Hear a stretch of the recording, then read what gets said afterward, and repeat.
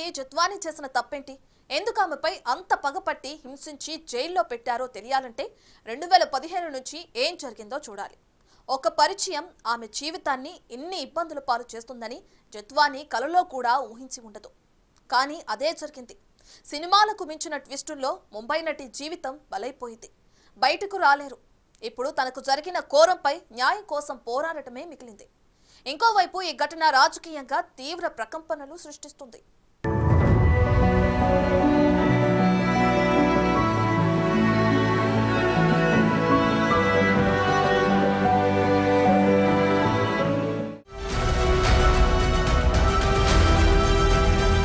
కుక్కల విద్యాసాగర్ ఇతడు కొన్నేళ్ల కిందట హైదరాబాద్లో ఓ పెళ్లికి వెళ్లాడు. అక్కడే తొలిసారి ముంబై నటికి ఇతడికి పరిచయం ఏర్పడిందంటారు. తాజాగా బయటకొచ్చిన ముంబై నటి జత్వాని తనకు వైసీపీ నాయకుడు కుక్కల విద్యాసాగర్ ఓ మోడలింగ్ కోఆర్డినేటర్ ద్వారా పరిచయం అయ్యాడని చెప్తున్నారు. ఖరీదైన బహుమతులిచ్చి మోసగించాలని చూశాడంటున్నారు. 2015లో పెళ్లి ప్రతిపాదన తీసుకొచ్చారని, అయితే అతడికి పెళ్లైన 14 నెలలకే భార్య విడిచిపెట్టి వెళ్లిపోయిందన్న విషయం తెలిసిందంటున్నారు. దేశవ్యాప్తంగా అనేక కేసులున్నాయని తెలిసి దూరంగా ఉన్నట్లు చెప్పుకొచ్చారు. అప్పట్నుంచి వేధింపులు మొదలయ్యాయని, అసభ్యకర అశ్లీల మెసేజ్లు, వీడియోలతో హింసించాడని వాపోయారామె. సీన్ కట్ చేస్తే జత్వాని ముంబైలో ఓ ప్రముఖ వ్యాపార కుటుంబానికి చెందిన వ్యక్తిపై గతంలో ఓ కేసు పెట్టారు. అక్కడ ఆ కేసు వాపస్ చేయించాలన్న ఉద్దేశంతో విజయవాడలో ఆమెపై తప్పుడు కేసులు నమోదు చేయించారా అన్న అనుమానాలు పెరుగుతున్నాయి. విద్యాసాగర్ 2024 ఫిబ్రవరి 2న ఇబ్రహీంపట్నంలో ఓ ఫోర్జరీ డాక్యుమెంట్ను చూపించి జత్వానిపై కేసు పెట్టారు. జత్వాని ముంబైలో ఇప్పుడు నివాసం ఉంటున్న ఫ్లాట్ ను 2020లో కొనుగోలు చేశారు. అయితే 2018లో కొనుగోలు అగ్రిమెంట్ జరిగింది. అగ్రిమెంట్ మాత్రమే జరిగిన ఫ్లాట్లు ఆమె ఉంటున్నట్టు చూపించి ఆ ఫోర్జరీ డాక్యుమెంట్ ఆధారంగా చేసుకుని కేసు నమోదయ్యేలా చక్రం తిప్పారన్నది ఆరోపణ. అక్కడితో మాట రాగలేదు. ఇప్పటిదాకా చూసింది కేవలం ట్రైలర్ మాత్రమే అని, మిగిలిన రాష్ట్రాల్లోనూ ఇలాంటి కేసులే పెట్టి వేధిస్తామంటూ బెదిరించారంటున్నారు. ముంబైలో కేసు విత్డ్రా చేసుకుంటే ఇక్కడ తనపై కేసు తీసివేస్తామని చెప్పారంటున్నారు. చెప్పాలంటే ఓవరాల్ మ్యాటర్ అంతా ముంబై కేసు చుట్టే తిరిగింది.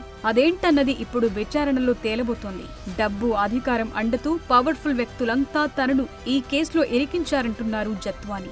వారి నుంచి రక్షణ కల్పించాలని, అంతేకాదు వేధించిన వైసీపీ నేత కుక్కల విద్యాసాగర్ నాటి పోలీస్ అధికారులపై కేసులు నమోదు చేసి విచారించాలంటున్నారామె. తనపై పెట్టిన తప్పుడు కేసును క్వాష్ చేయాలని సీఎం చంద్రబాబు, హోంమంత్రి అనితకు విజ్ఞప్తి చేశారు.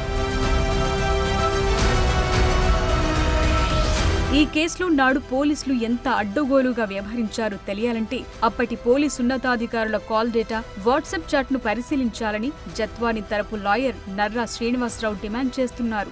ముంబైలో వ్యాపార కుటుంబానికి చెందిన ఓ వ్యక్తిని రక్షించేందుకు విద్యాసాగర్ ఈ దొంగ కేసు పెట్టారా? అప్పటి వైసీపీ పెద్దల ప్రమేయం ఎంతవరకుంది వంటి ప్రశ్నలకు పూర్తి స్థాయి విచారణలోనే సమాధానాలు వస్తాయంటున్నారు.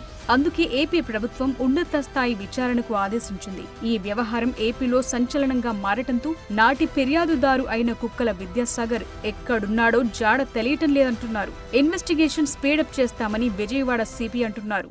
సో అందులో allegations are serious in nature. So ఇదేమైనప్పటికీ కూడా case is under investigation.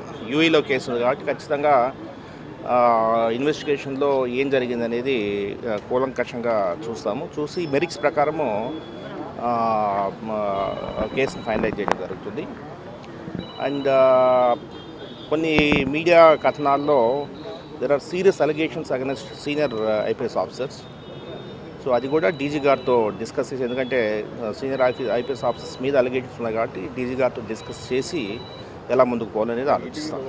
Vijayawada police commissioner Rajasekhar బాబు ఈ కేసు గురించి ఆరా తీశారు. ఈ కేసు డైరీ ఫైల్ ను సిపి పరిశీలించారు. ఇందులో ఎవరెవరున్నారు, అసలేం జరిగింది, ఇవన్నీ తేలాలంటే పారదర్శకంగా దర్యాప్తు జరగాలి. కేసు ఇన్వెస్టిగేట్ చేసి పూర్తి వివరాలు బయటకు తెస్తామంటున్నారు ఏపీ డీజీపీ. నేను చదివాను, పేపర్లో చూశాను, విన్నాను, అంతా తెలుసుకున్నాను. సిపి విజయవాడతో మాట్లాడాను. సో దాని గురించి ఉన్నటువంటి విషయం ప్రకారం దర్యాప్తు సరిగా జరిగిందా జరగలేదా, ఏం తప్పు జరిగింది అనేది ఖచ్చితంగా ఎంక్వైరీ చేయడం జరుగుతుంది. సో దాంట్లో ఎవరైనా తప్పున్నట్లయితే ఖచ్చితంగా యాక్షన్ తీసుకోవడం జరుగుతుంది. ఏదైనా కానీ నేను ఏదో చెప్తున్నాను, తప్పు ఏదైనా జరిగితే అది ఫలానా వాళ్ళు చేశారా, ఎక్స్ చేశారా, వై చేశారా, వాళ్ళు చెప్తే చేశారా, వీళ్ళతో చెప్తే చేశారా కాకుండా ఏదైనా తప్పుగా చూడాలి మనం. తప్పును తప్పుగా చూసి యాక్షన్ తీసుకోవాల్సి ఉంటుంది. అదేవిధంగా ఏదైనా మంచి పని జరిగి ఉంటే దాన్ని మళ్ళీ తప్పుదోవ పట్టించే వేరేగా వాళ్ళు చేస్తుంటే దాన్ని మళ్ళీ మనం కరెక్ట్ చేయాల్సి ఉంటుంది. సో ఏది అయినా కానీ పారదర్శకంగా ఉండాలి, చట్టానికి లోబడి పనిచేయాలి, చట్టాన్ని గౌరవిస్తూ మానవ హక్కులు గౌరవిస్తూ పనిచేయాలి. అదేవిధంగా ప్రజలకి చక్కటి పోలీసింగ్ ఇచ్చి పారదర్శకంగా ఇచ్చి ప్రజలకి జవాబుదారీతనంగా ఉండాలని చెప్పి నిర్ణయించుకోవడం జరిగింది. మొత్తంగా ఈ మ్యాటర్ రాజకీయంగా ప్రకంపనలు సృష్టిస్తోంది. వైసీపీ హయాంలో జరిగిన వ్యవహారాలపై సీఎం చంద్రబాబు ఘాటుగా రియాక్ట్ అయ్యారు. ఇదేనా పార్టీని నడిపే విధానం? సమాజానికి మంచి నేర్పటం ఇదేనా? ఆదర్శంగా ఉండాల్సింది ఇలాగేనా అని ప్రశ్నించారు. ఓ వైపు రోజుకో కథనం బయటకొస్తుంటే వైసీపీ నాయకులు కనీసం బయటకొచ్చి ఒక్క మాట కూడా ఎందుకు మాట్లాడటం లేదని ప్రశ్నించారు. Is it the way running political parties? మనం మోడల్సా? మనం ఆదర్శమా? ఇదే మనం నేర్పించే సమాజానికి? మొన్నటి వరకు వీళ్ళు చేసిన దౌర్భాగ్యం గంజాయి వెంటాడుతా ఉంది మమ్మల్ని. ఇంకా దాన్ని ఎట్ట తీసేయాలి నేను అప్పుడే ఎలక్షన్ ముందే చెప్పాను. ఇక్కడ అన్ని సమస్యలు నేను కొట్టగలుగుతాను, కానీ గంజాయిని తీసేయడం మాత్రం టైం పడుతుంది. సో నిజాలు నిలకడ మీద తేలనున్నాయి. జత్వానిపై తప్పుడు కేసు పెట్టేంతగా తెర వెనుక ఏం జరిగింది? ఎవరున్నారు? పోలీసు ఉన్నతాధికారులు ఎవరి ఆదేశాలతో కదిలారు? సీక్రెట్ అంతా ఎక్కడుంది అన్నది త్వరలోనే అంతా బయటకు రావటం ఖాయంగా కనిపిస్తోంది. నటి జత్వానికి న్యాయం చేస్తామని ప్రభుత్వం ఇప్పటికీ హామీ ఇచ్చింది.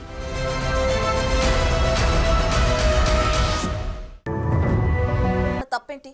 ఎందుకు ఆమెపై అంత పగపట్టి హింసించి జైల్లో పెట్టారో తెలియాలంటే 2015 నుంచి ఏం జరిగిందో చూడాలి.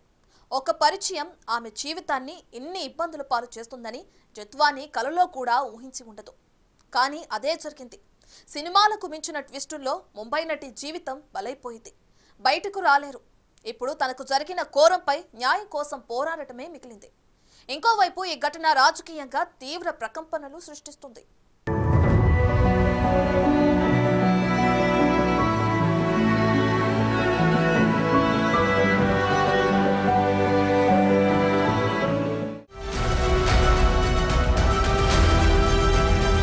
కుక్కల విద్యాసాగర్ ఇతడు కొన్నేళ్ల కిందట హైదరాబాద్లో ఓ పెళ్లికి వెళ్లాడు.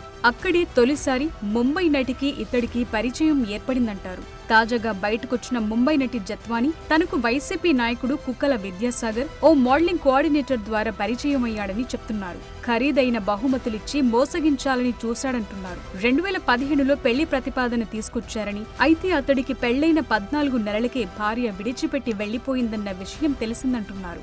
దేశవ్యాప్తంగా అనేక కేసులున్నాయని తెలిసి దూరంగా ఉన్నట్లు చెప్పుకొచ్చారు. అప్పట్నుంచి వేధింపులు మొదలయ్యాయని, అసభ్యకర అశ్లీల మెసేజ్లు, వీడియోలతో హింసించాడని వాపోయారామె. సీన్ కట్ చేస్తే జత్వాని ముంబైలో ఓ ప్రముఖ వ్యాపార కుటుంబానికి చెందిన వ్యక్తిపై గతంలో ఓ కేసు పెట్టారు.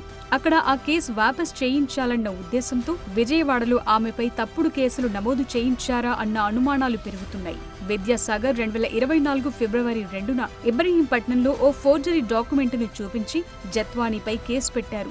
జత్వాని ముంబైలో ఇప్పుడు నివాసం ఉంటున్న ఫ్లాట్ ను 2020లో కొనుగోలు చేశారు. అయితే 2018లో కొనుగోలు అగ్రిమెంట్ జరిగింది. అగ్రిమెంట్ మాత్రమే జరిగిన ఫ్లాట్లు ఆమె ఉంటున్నట్టు చూపించి ఆ ఫోర్జరీ డాక్యుమెంట్ ఆధారంగా చేసుకుని కేసు నమోదయ్యేలా చక్రం తిప్పారన్నది ఆరోపణ. అక్కడితో మాట రాగలేదు. ఇప్పటిదాకా చూసింది కేవలం ట్రైలర్ మాత్రమే అని, మిగిలిన రాష్ట్రాల్లోనూ ఇలాంటి కేసులే పెట్టి వేధిస్తామంటూ బెదిరించారంటున్నారు. ముంబైలో కేసు విత్డ్రా చేసుకుంటే ఇక్కడ తనపై కేసు తీసివేస్తారు.